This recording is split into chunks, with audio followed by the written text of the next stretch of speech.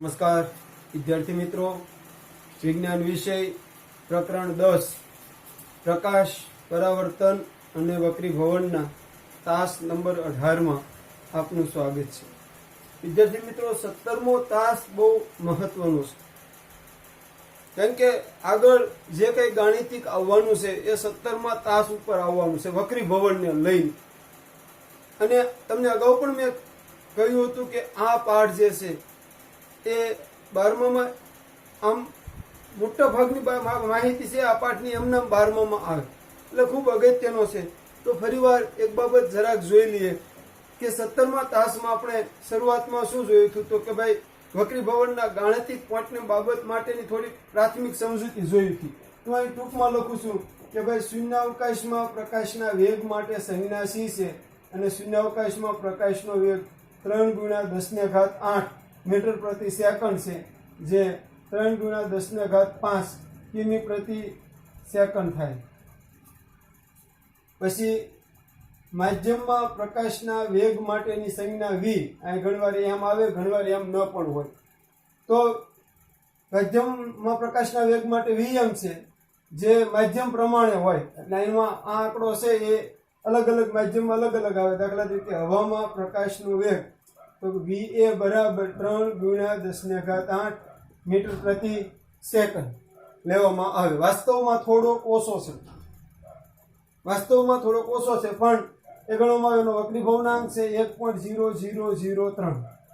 ત્યાર પછી પાણીમાં પ્રકાશનો વેગ એટલે કે vw 2.25 × 10⁸ મીટર પ્રતિ સેકન્ડ, જેનો વક્રીભવનાંક છે 1.33.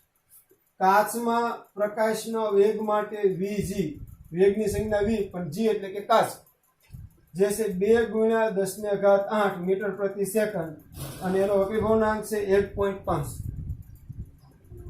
તો સંજ્ઞાઓ અને આંકડા અને બધું આપણે જોતા જઈએ, યાદ રાખતા જઈએ તો આપણને વધારે સરળતા રહેશે. હવે આપણે આગળ આવીએ તો ભાઈ માધ્યમનો વક્રીભવનાંક, એના માટે સંજ્ઞા વક્રીભવનાંકની n, પણ માધ્યમનો વક્રીભવનાંક એટલે nm વક્રીભવનાંક. તો આ બાબત આપણે જોઈ હતી, યાદ રાખજો ખાસ. બરાબર. હવે અહીંયા તમે એક બાબત સમજવાની છે, પ્રકાશી ઘટ માધ્યમ અને પાતળું માધ્યમ. તો જો માની લો કે આ બે માધ્યમને લેવામાં આવે તો આનો વક્રીભવનાંક ઓછો છે અને આનો વધુ છે, તો આ ઘટ માધ્યમ છે અને આ પાતળું માધ્યમ છે. પણ આ બે માધ્યમોને લેવામાં આવે, આ બે એટલે કે પાણી અને કાચ, તો એમાં વક્રીભવનાંક કાચનો વધારે છે, પાણીનો ઓછો છે, તો પાણી પાતળું માધ્યમ થાય અને કાચ છે એ ઘટ માધ્યમ થાય.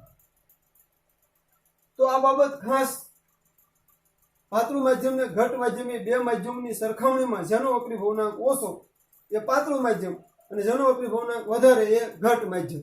તો આ બાબત ધ્યાનમાં લેવાની રહેશે. હવે આગળ એમાં આવીએ તો તમે જોઈ શકશો કે વક્રીભવનાંક વધુ છે એનો વેગ ઓછો છે. જોજો, વક્રીભવનાંક વધુ તો વેગ ઓછો, વક્રીભવનાંક વધુ તો વેગ ઓછો છે. આ રીતનો એક કોઠો અહીંયા બતાવવામાં આવશે.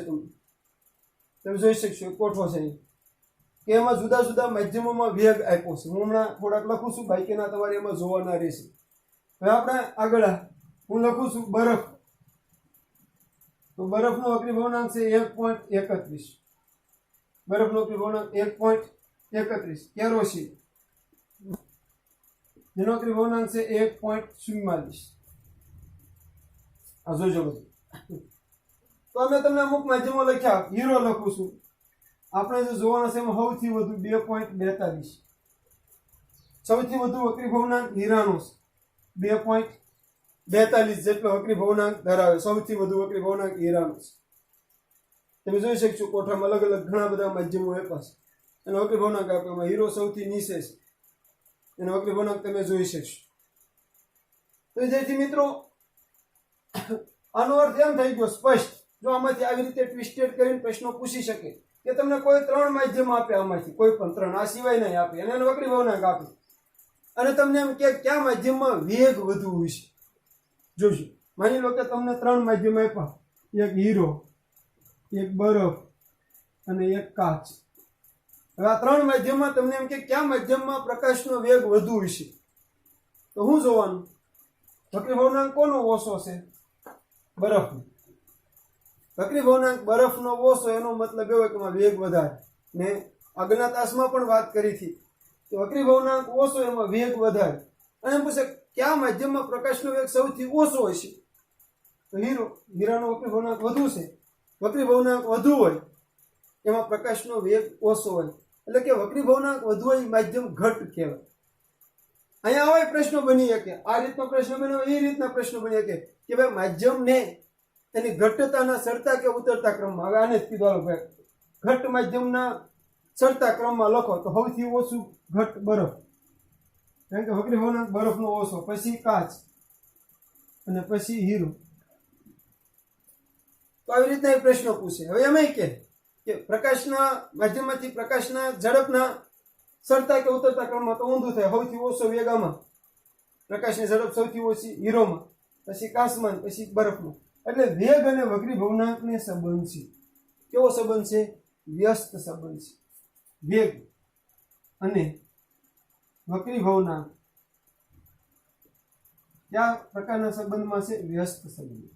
એટલે સમજી જવાનું, જેનો વક્રીભવનાંક વધારે હોય એ માધ્યમમાં પ્રકાશનો વેગ ઓછો હોય. જે માધ્યમનો વક્રીભવનાંક ઓછો હોય એમાં વેગ વધારે હોય. હવે કોઠા ઉપરથી તમને એમ કે કયા માધ્યમમાં સૌથી વધુ વેગ હોય, તો માધ્યમ આવે તો હવા, કારણ કે સૌથી ઓછામાં ઓછો વક્રીભવનાંક હવાનો છે. સામાન્ય રીતે તો 1 ગણવામાં આવે. અહીંયા ભલે તમને અહીં મેં લખ્યો છે 1.0003 લખ્યો, પણ દાખલાની અંદર હવાનો વક્રીભવનાંક 1 જ ગણવામાં આવે. 1 હવાનો વક્રીભવનાંક 1, એટલે કાઉન્સમાં હું 1 પણ લખી જ નાખું છું. જ્યારે દાખલા આવશે ને એમાં ક્યાંય એનો ઉપયોગ કરવાની જરૂર પડશે ત્યારે એનો વક્રીભવનાંક 1 લેવામાં આવે છે. તો વિદ્યાર્થી મિત્રો, માધ્યમ પાતળું હોય એમાં એનો વક્રીભવનાંક ઓછો હોય, વેગ વધુ હોય. તો આ બાબત આપણે જોઈ હતી, ફરી એક વખત તમારી સમક્ષ લાવ્યા. હજી બીજી બાબત કે જેમાં ઘણા બધા બાળકોને ભૂલ થવા સંભવ છે, તો એ બાબતને આપણે જરાક સમજી લઈએ કે ભાઈ N21 નો મતલબ શું થાય. જોજો N21, તો તમને ત્યારે પણ મેં કીધું હતું, એક જ બાબત સમજવાની છે કે જે પાછળ હોય આ એની સાપેક્ષે આગળનો વક્રીભવનાંક. તો આપણે લખીશું કે ભાઈ માધ્યમ 1 ની પાછળ 1 છે, 1 ની સાપેક્ષે માધ્યમ 2 નો વક્રીભવનાંક. માધ્યમ 1 ની સાપેક્ષે માધ્યમ 2 નો વક્રીભવનાંક. હવે આમાં થઈ જાય આવડવા કે ભાઈ N12, તો શું બને? જો પાછળ 2 છે તો આપણે લખીશું કે ભાઈ માધ્યમ 2 ની સાપેક્ષે માધ્યમ 1 નો વક્રીભવનાંક. હવે માની લો કે આમ છે WG, એવું જરૂર નથી કે 1 ને 2 જ હોય. WG તો પહેલા એ ખબર હોય છે, W એટલે પાણી અને G એટલે કે કાચ. તો પાછળ કાચ છે તો આપણે લખીશું કે ભાઈ કાચની સાપેક્ષે પાણીનો વક્રીભવનાંક. કાચની સાપેક્ષે પાણીનો વક્રીભવનાંક. હવે આના બધા બેના આધારે સાપેક્ષ વક્રીભવનાંકનું સૂત્ર આના આધારે શું બને? N21 બરાબર V1/V2. વેગમાં પાછળ હોય અંશમાં, પછી હોય છેદમાં, અને વક્રીભવનાંકના સંદર્ભમાં N2/N. જો સૂત્ર કેમ બને આના ઉપરથી? આ સૂત્ર બદલાતા રહેશે. આના ઉપરથી શું બનશે? તો N21 બરાબર V2/V1, પાછળ હોય અંશમાં, પછી છેદમાં, અને એનું સૂત્ર બનાવવું હોય તો શું થાય? N1/N2. આનું શું બને? NWG, જો આ છે એટલે NWG બરાબર VG/VW, વેગના સંદર્ભમાં, અને NW/NG. આ બાબતનો તમને ખ્યાલ હોવો જોઈએ. એટલે અહીંયા આ બાબત ફરી એક વખત તમને સમજાવી છે, એટલા માટે કે તમને ભૂલ ન થાય. બહુ અગત્યની વસ્તુ છે, આગળ જતા બહુ કામ લાગે એવી વસ્તુ છે, એટલા માટે એને ફરીવાર લીધી છે. તમે જેટલું સ્વયં રીતે મનોમંથન કરશો એટલું તમને વધારે સારી રીતે સમજાશે. સ્વયં રીતે હજી તમે આમાં 3-4 આંકડા અલગ અલગ લઈ શકો છો. હવે આજ જે આપણે જોવાના છે આગળમાં, એની 2-3 બાબતોને આપણે જોઈ લઈએ. તો પહેલું તો આપણે એ જોવાનું છે કે પ્રકાશીય ઘનતા કોને કહે સમજો. પ્રકાશી ઘનતા કોને કહે છે તે સમજાવો. આ બાબત આપણે જોવામાં આવશે. તો પ્રકાશને વક્રીભૂત કરવાની માધ્યમની ક્ષમતાને કોને કહેવામાં આવે? પ્રકાશી ઘનતા. તો પ્રકાશને વક્રીભૂત કરવાની માધ્યમની ક્ષમતાને જોજો. પ્રકાશને વક્રીભૂત કરવાની માધ્યમની ક્ષમતાને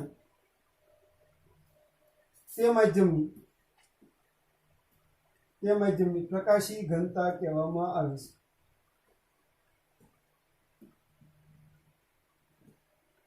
જોજો બરાબર. પ્રકાશને વક્રીભૂત કરવાની માધ્યમની ક્ષમતાને તે માધ્યમની પ્રકાશી ઘનતા કહેવામાં આવે છે. પ્રકાશી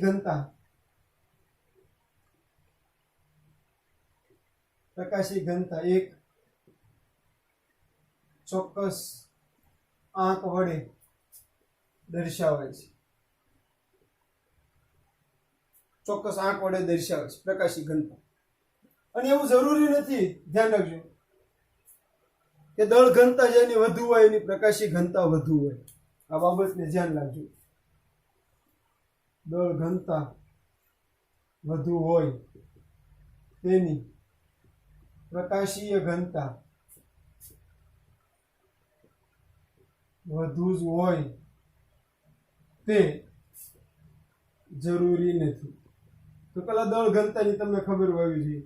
દળ ઘનતા બરાબર દળ અપોન કદ. વધારે ન લખતો, આના આધારે તમે સમજેશું. દળ ઘનતા એટલે દળ અપોન કદ, જેને આપણે ખાલી ઘનતાથી જ ઓળખીએ છીએ. દળ ઘનતા ને આપણે ખાલી ઘનતાથી જ ઓળખીએ છીએ. દળ અને કદના ગુણોત્તરને ઘનતા કે નાના ધોરણમાં આવી ગયેલું છે, જેનો એકમ કેજી પ્રતિ ઘન મીટર છે. નાના ધોરણમાં આવી ગયેલું છે આ દળ ઘનતા. હવે હું તમને સમજાવું કે 2 ઉદાહરણ લઈશ, કેરોસીન અને પાણી. કેરોસીન અને પાણી જોજો બરાબર. 2 ઉદાહરણો લીધા, એક કેરોસીન અને બીજું પાણી. તો આમાં પાણીની દળ ઘનતા વધુ છે. દળ ઘનતા ઓછી, પાણીની વધુ. આ 2 માધ્યમની જ વાત છે, પાણીની વધુ. પરંતુ પ્રકાશીય ઘનતા આની વધુ છે, પાણીની ઓછી છે. આની કેટલી છે? 1.44. પાણીની કેટલી છે? 1.33. દળ ઘનતા કેરોસીનની ઓછી અને પાણીની વધારે. એની સાબિતી તમને બધાને ખબર છે. કેરોસીન પાણીમાં નાખીએ તો તરે છે. કેરોસીન પાણીમાં નાખીએ તો તરે. આપણે ખબર છે. ઉપર કેરોસીન દે. તમે પૃથ્થકરણ ગળણીનો પ્રયોગ ક્યારેક કર્યો છે. પાણીને કેરોસીનને છૂટા પાડવાનો પ્રયોગ તમે ક્યારેક કર્યો છે. તો કેરોસીન છે પાણીમાં તરે, એનો મતલબ પાણીની દળ ઘનતા વધુ અને કેરોસીનની ઓછી. પણ પ્રકાશી ઘનતા કોની વધુ છે? કેરોસીનની. પાણીની ઓછી છે, 1.33 છે અને 1.44. વક્રી ભવનાંક એની પ્રકાશી ઘનતાનો આંક છે. જે વક્રી ભવનાંક છે એની પ્રકાશી ઘનતાનો આંક છે. તો એ કોની વધુ છે? કેરોસીનની વધુ છે, પાણીની ઓછી છે. બરફ એ પાણીમાં તરે, પણ બરફના સંદર્ભમાં 2 પાણી વધે. દળ ઘનતા પાણીની વધુ, પ્રકાશી ઘનતા વધુ, કારણ કે બરફની 1.31 પ્રકાશી ઘનતા છે, પાણીની 1.33 છે. તો આ બાબત તમે સમજ્યા છો બરાબર, કે ભાઈ પ્રકાશી ઘનતા કોને કહેવાય? તો પ્રકાશને વક્રીભૂત કરવાની જે માધ્યમની ક્ષમતા છે ને, માધ્યમની પ્રકાશી ઘનતા કહેવામાં આવે. અને એક ચોક્કસ આંક છે. પ્રકાશી ઘનતા એક ચોક્કસ આંક વડે દર્શાવે. દળ ઘનતા વધુ હોય તેની પ્રકાશી ઘનતા વધુ જ હોય તે જરૂરી નથી, પણ મોટા ભાગે વધુ હોય. આ તમે ચોખવટ કરું છું. આવા અમુક જ માધ્યમો હોય કે જેની દળ ઘનતા કરતા પ્રકાશી ઘનતા વધુ હોય. બાકી મોટા ભાગના માધ્યમોમાં દળ ઘનતા વધુ હોય નહીં, સામાન્ય રીતે પ્રકાશી ઘનતા વધુ જ હોય. તો એ બાબત અહીંયા જોઈ લીધું પ્રકાશી ઘનતા કોને કહેવાય છે.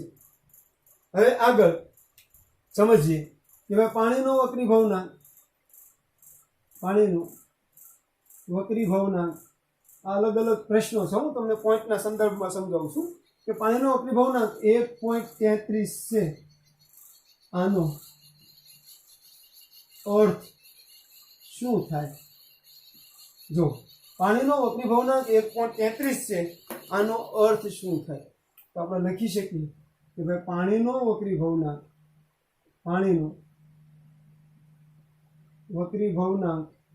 1.33 છે, એટલે કે શૂન્યાવકાશમાં પ્રકાશનો વેગ અને પાણીમાં પ્રકાશના વેગનો ગુણોત્તર, અહીં લખું C અને VW નો ગુણોત્તર 1.33, આવો અર્થ થાય. જો સમજો, અહીં એક ઉદાહરણથી તમારે બીજા ઘણા સમજવાના છે કે પાણીનો વક્રીભવનાંક 1.33 છે એટલે એનો શું અર્થ થાય? તો ભાઈ પાણીનો વક્રીભવનાંક 1.33 છે એટલે કે શૂન્યાવકાશમાં પ્રકાશનો વેગ અને પાણીમાં પ્રકાશના વેગનો ગુણોત્તર 1.33 એવો અર્થ થાય. અહીં તમે માધ્યમ બદલીને પૂછીએ કે કદાચ પાણીની જગ્યાએ મૂકી દે કાચ અને વક્રીભવનાંક મૂકી દે 1.5 છે, તો આનો શું અર્થ થાય? તે લખવાનું કે કાચનો વક્રીભવનાંક 1.5 છે. હું બદલા જોઈજો, અહીંયા કાચ આવશે, અહીંયા આવશે 1.5, એટલે કે શૂન્યાવકાશમાં પ્રકાશનો વેગ તો રહે પણ પાણી છે જગ્યાએ શું આવી જશે? કાચ. જી એટલે કે કાચમાં પ્રકાશના વેગનો ગુણોત્તર 1.5 છે, આવો અર્થ થાય. જો સમજો બાબત બદલાઈ શકે કે ભાઈ કાચનો વક્રીભવનાંક 1.5 છે, આનો અર્થ શું થાય? તો ભાઈ કાચનો વક્રીભવનાંક 1.5 છે, એનો અર્થ એવો થાય કે કાચમાં શૂન્યાવકાશમાં પ્રકાશનો વેગ અને કાચમાં પ્રકાશના વેગનો ગુણોત્તર છે 1.5. એ માધ્યમ બદલી જાય કોઈ પણ. પછી અહીંયા બરફ આવી શકે, કેરોસીન આવી શકે, હીરો આવી શકે. જવાબ એ કરે. આ પાઠને સમજતા આવડે ને તો ખૂબ ઈઝી છે.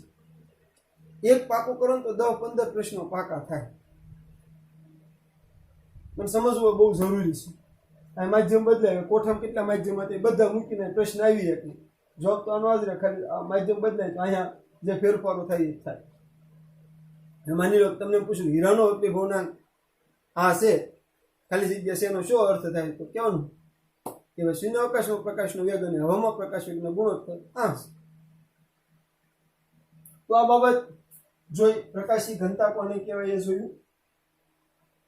પાણીનો વક્રીભવનાંક 1.33 છે, એનો શું અર્થ થાય એ એક ઉદાહરણ છે.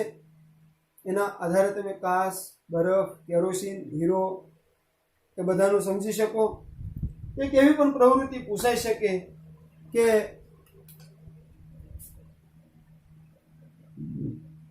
લેન્સને લંબ રૂપે આપાત થતું પ્રકાશનું કિરણ વક્રીભવન પામતું નથી. સમજાવો. લેન્સને લંબ રૂપે આપાત થતું પ્રકાશનું કિરણ વક્રીભવન પામતું નથી. સમજાવો. તેમાં આપણે સ્લેબ લઈ લઈએ, સમતલ લેન્સ તરીકે એને લઈ શકો તમે. સ્લેબ એને આ રીતે, આ સ્લેબનું નામ આપ્યું આપણે ABCD. આ રીતે એક કિરણ અપાય થયું વક્રીભવન નહીં પામે, સીધું પસાર થશે. અહીંયા આપણે નામ આપ્યું PQRS. જો આ નામ ફિક્સ હોતા નથી એટલે ઘણી વખત હું સોંપણીના નામની જગ્યાએ મારા નામ આપું અને સોંપણી નામે તમને સમજાવડાવું, એટલા માટે કે તમને એ ખ્યાલ રહેવો જોઈએ કે આ ફિક્સ નામ નથી. ક્યાંક એવું કહી શકે કે ચોક્કસ એ લોકો નામ આપીને તમને કહે તો તમને ખ્યાલ હોવું જોઈએ. જે સ્લેબનો પ્રયોગ તમે આગળ જોયા, આગળના તાસમાં આપણે સ્લેબનો પ્રયોગ સમજાવ્યું, ત્યાં તમને ખ્યાલ આવવો જોઈએ કે સ્લેબના પ્રયોગમાં ABCDમાં જ અંકિત કરવું એવું જરૂરી નથી. એક કિરણ આપાત કિરણ એટલે ઓ થાય એવું જરૂરી નથી. હા, સોંપણી પ્રમાણે, આકૃતિ પ્રમાણે જ થાય, પણ એ નામ બદલાઈ શકે છે. નામ PQRS માં લઈ શકો છો. એટલે આ બાબતનું ખાસ ધ્યાન રાખવું. તો આવી રીતે લંબ રૂપે જે કિરણ આપાત થાય, વક્રીભવન ન પામે, સીધું પસાર થાય. તો ખૂણો કેટલો બને એ તમને ખબર હોવી જોઈએ. જે કોઈ પણ લંબ શબ્દ આવે એટલે તમને ખબર હશે કે લંબ શબ્દ આવે એટલે ખૂણો છે એ 90 અંશનો બને. લંબ શબ્દ આવે એટલે 90 એટલે કે 90 અંશના ખૂણે જે કિરણ આપાત થાય એનું વક્રીભવન થાય નહીં. તો આ બાબત આપણે જોઈ. ખાસ વક્રીભવનના સંદર્ભમાં અમુક બાબતો વક્રીભવનાંક સમજાવતા પહેલા જોઈ, અમુક બાબતો એવી હતી જેને વક્રીભવનાંક સમજાવ્યા પછી જોવાની જરૂર હતી, તો એને જ પ્રકાશી ઘનતા અને દળ ઘનતા સમજ્યા. દળ ઘનતા તમે નાના ધોરણમાં ભણીને આવ્યા છો, દળ ને કદનો ગુણોત્તર. પ્રકાશી ઘનતા અહીંયા આવી, પ્રકાશને વક્રીભૂત કરવાની માધ્યમની ક્ષમતાને તે માધ્યમની પ્રકાશી ઘનતા કહે છે.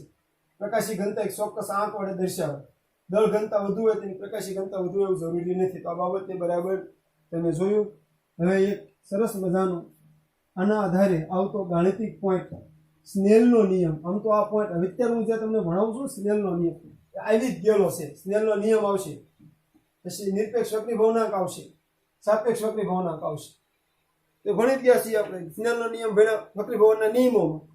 નિરપેક્ષ વક્રીભવનાંક અને સાપેક્ષ વક્રીભવનાંક જોયો આપણે હમણાં આગળના તાસમાં વક્રીભવનાંકની સમજૂતીમાં. તો એ પોઈન્ટને અત્યારે આપણે જોઈએ છીએ. ખાસ ધ્યાન આપજો કે ભાઈ પ્રશ્ન અથવા તો પોઈન્ટ શું છે, તો ભાઈ સ્નેલનો નિયમ લખી તેનું વ્યાપક સ્વરૂપ n1 sin θ1 બરાબર n2 જો અહીંયા વ્યાપક સ્વરૂપ n1 sin θ1 બરાબર n2 sin θ2 મેળવો. કદાચ અહીંયા 1 ની જગ્યાએ આમ પણ બની શકે કે ભાઈ i ના સંદર્ભમાં લે, i ના સંદર્ભમાં લે તો ભાઈ n1 sin θ i n2 sin θ r એમ પણ લે. પણ ન્યાય માટે ન લઈ શકાય કે વક્રીભવન કોણ અને આપાત કોણ માટે i અને r અને i છે, પણ માધ્યમ વધુ હોય તો આ વધી શકે એટલે આને આંકડામાં લેવામાં આવે. એટલે આ બાબત આપણે ના લખવાનું બંધ રાખ્યું. તો જોઈ લો ફરી એક વખત હું કીધું છે સ્નેલનો નિયમ લખી તેને વ્યાપક સ્વરૂપ મેળવો. તો જે કીધું છે સ્ટેપ પ્રમાણે આવે.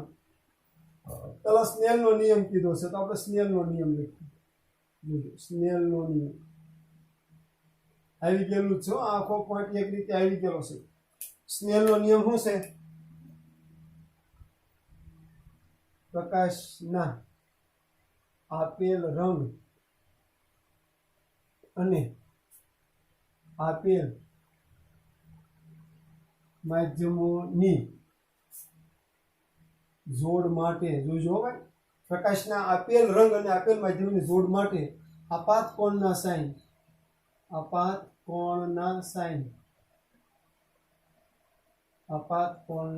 એટલે એની સંજ્ઞા શું છે? આપાત કોણના સાઇન એટલે સાઇન થીટા i થાય, પણ અહીંયા 1 લઉં છું. અને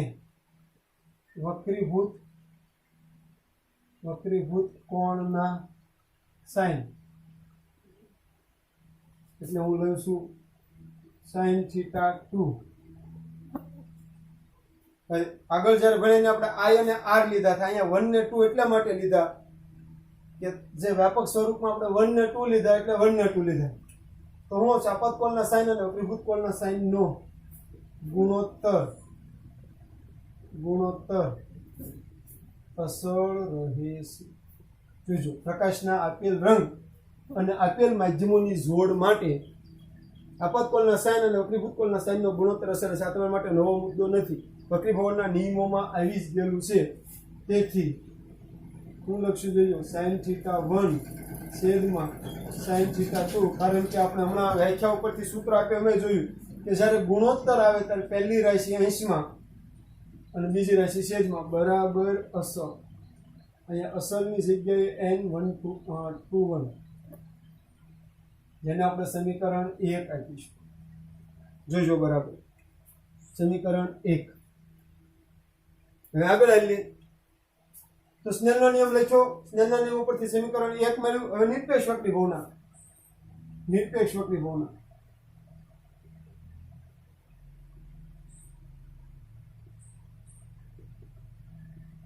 વક્રીભવનાંકની સંજ્ઞા છે n.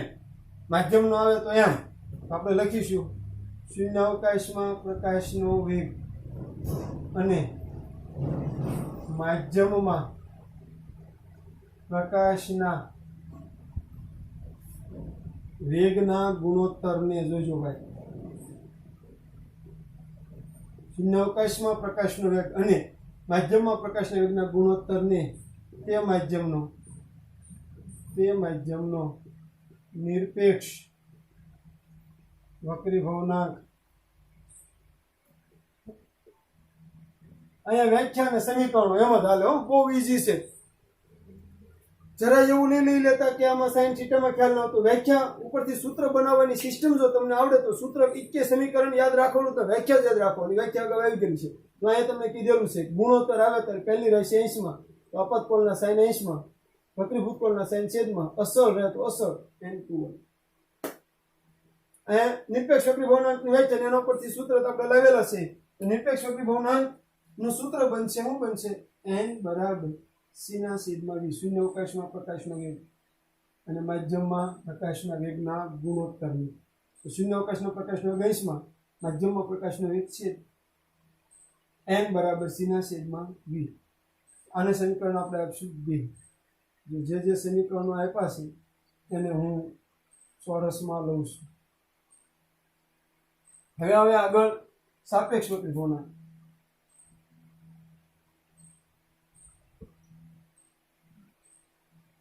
સાપેક્ષ વક્રીભવનાંક જેની સંજ્ઞા છે સામાન્ય રીતે n2 જે ફિક્સ નથી એની વધારે વપરાતી વ્યાખ્યાને આપણે ધ્યાનમાં લઈએ. ભાઈ માધ્યમ 1માં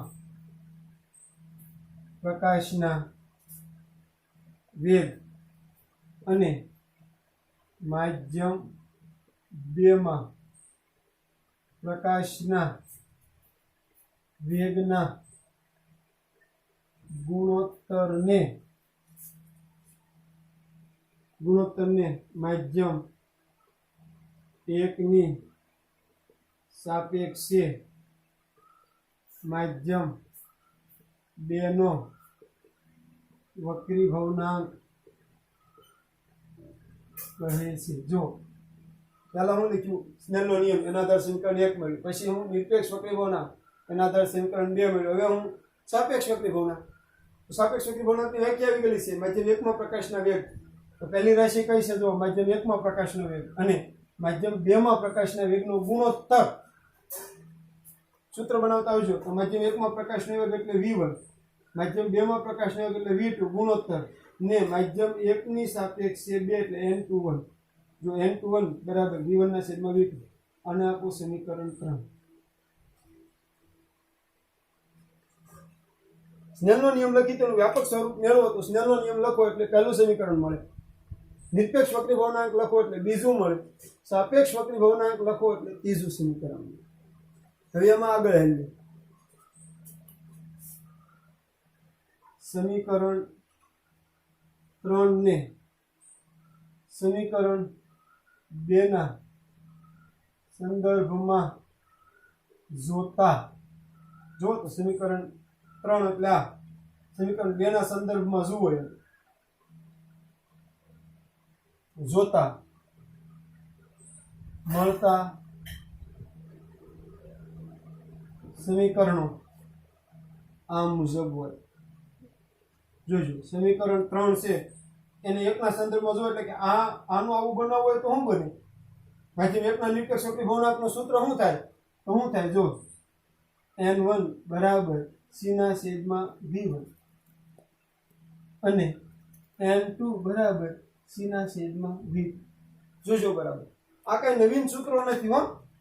આ સૂત્રો કઈ નવીન નથી, આ જ છે નિરપેક્ષ વક્રીભવનાંકના છે. પણ માધ્યમ 1 તો n1 બરાબર c/v1 તો માધ્યમ 1 તો n1 બરાબર c/v1, માધ્યમ 2 તો n2 બરાબર c/v. એ નવીન નથી. ઉપરોક્ત સમીકરણમાં v1 અને v2 ને સૂત્રોનો કરતા બનાવતા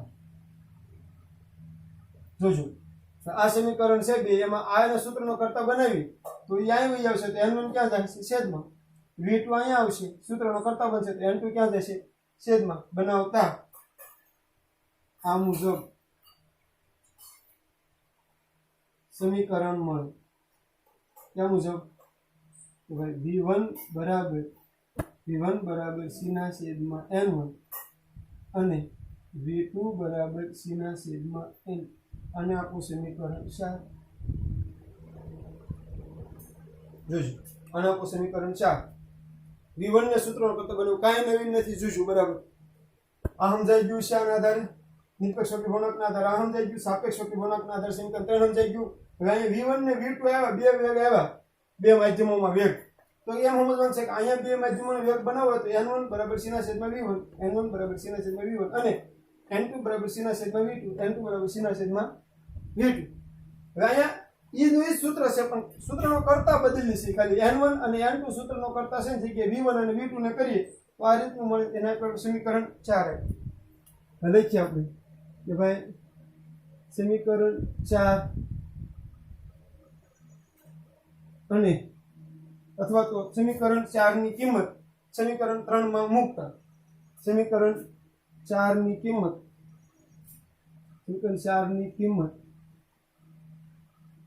સમીકરણ 3 માં મૂકતા 3 શું છે પેલા 3 લખું છું. જો n21 બરાબર v1 ના છેદમાં v2 છે ને સમીકરણ 3. જો હવે v1 ની કિંમત તો શું છે c ના છેદમાં n1 અને v2 ની કિંમત c ના છેદમાં n2 આપણે મૂકીએ છીએ બરાબર c ના છેદમાં n1 છેદમાં c ના છેદમાં n2 અંશનો છેદ છેદમાં અને છેદનો છેદ અંશમાં. જોજો હા અહીંયા બરાબર આવશે. અંશનો છેદ છેદમાં થશે, છેદનો છેદ અંશમાં એટલે શું બનશે c ગુણ્યા n2 છેદમાં c ગુણ્યા n1. c ગયા તો શું મળ્યું n21 બરાબર n2 ના છેદમાં n1 જેને આપણું સમીકરણ 5. n21 બરાબર n2 ના છેદમાં n1. શું કરું જોઈજો સમીકરણ 4 ની કિંમત શું છે 4 જોજો બરાબર. સમીકરણ 3 માં મૂકતા 3 માં તો v1 અને v2 ની કિંમત મૂકવાની છે. બીજું કઈ નથી. v1 ની કિંમત c ના છેદમાં n1 એટલે અંશમાં c ના છેદમાં n1 છેદમાં c ના છેદમાં n2 સાદું રૂપ આપો એટલે n2 ના છેદમાં n1. સમીકરણ 5. સમીકરણ 1 અને 5 પરથી જો n21 બરાબર આવી છે sin θ 1 ના છેદમાં sin 2 sin θ 2 અને n21 બરાબર n2 ના છેદમાં n1 આ બે બરાબર જોવાય. અહીંયા આપણે કૌંસમાં લખ્યું બે ના બરાબર હોય તો આપણે લખીએ કે ભાઈ સમીકરણ 5 પરથી શું બનશે n2 છેદમાં n1 બરાબર sin θ 1 છેદમાં sin θ 2.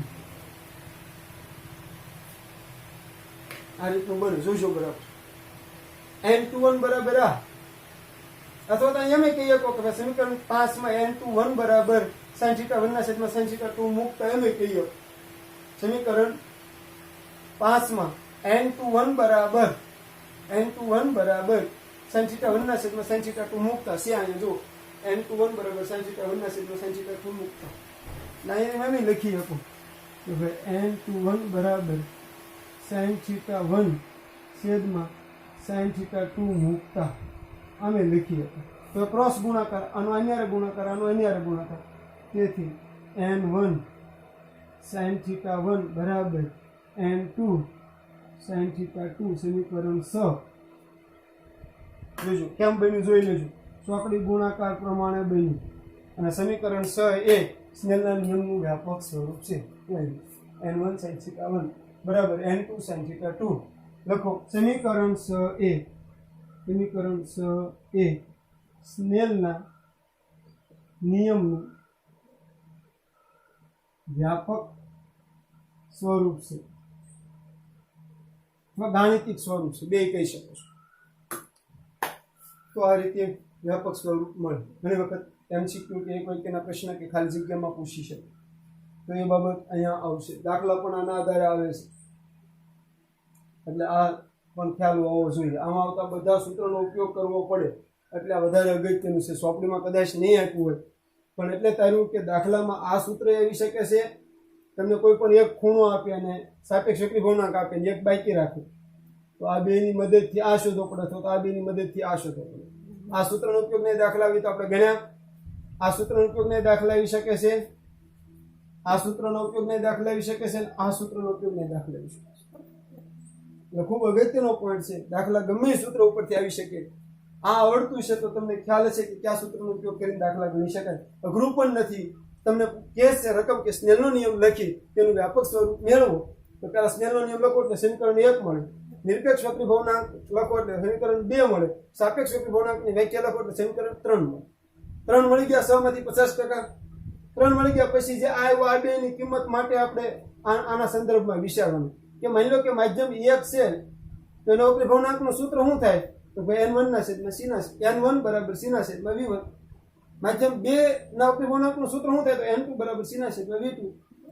આમાં બેમાં v1 અને v2 ના સૂત્રનો કરતા બનાવો તો v1 બરાબર c ના છેદમાં n2 અને v2 બરાબર c ના છેદમાં n2.